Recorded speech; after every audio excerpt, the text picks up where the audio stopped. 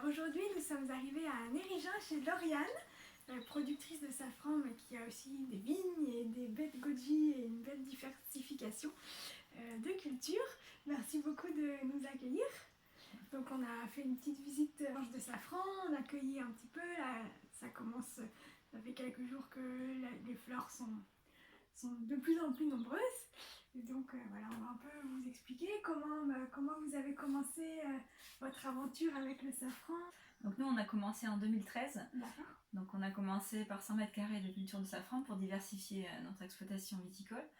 Et ensuite on a développé petit à petit tous les ans.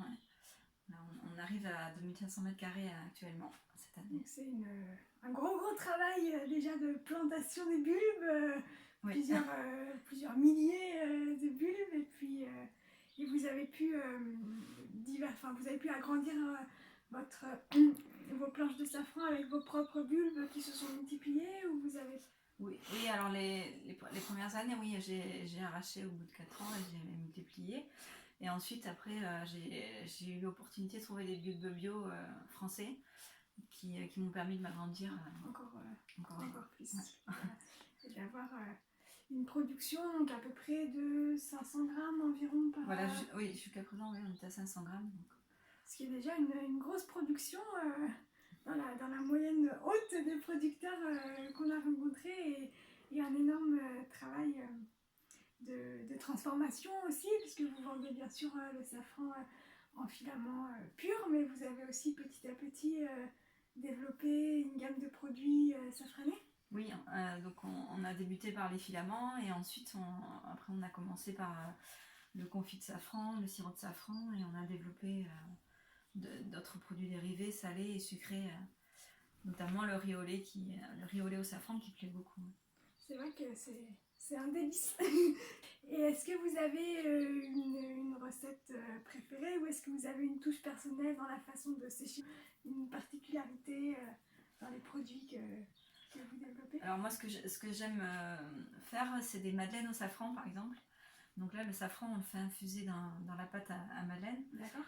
Donc 2 ou 3 heures, et là c'est sublime, en fait, ça relève vraiment la madeleine de Proust, en fait. C'est ça.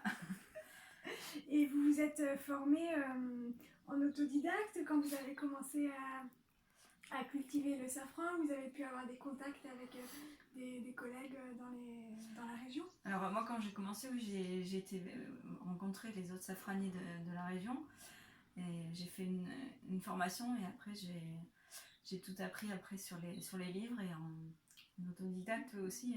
Au fur et à mesure, l'expérience nous a formés. Ouais. C'est vrai que malgré tous les cours qu'on peut avoir, ce qui peut marcher chez l'un ne marche pas forcément chez l'autre. Donc il y a beaucoup d'expérience sur son propre terrain, et d'apprendre de ses erreurs ou de ce qui fonctionne. Oui, tout à fait. Vous êtes ouverte donc pour aussi des visites, des gens qui voudraient passer. Voilà, on fait aussi des visites guidées pour faire découvrir la safranière et le vignoble s'ils ont envie. Des visites guidées avec la cueillette et le mondage aussi. Donc plutôt à la période de floraison, en octobre. En octobre, et après toute l'année avec des panneaux explicatifs et sur vidéo.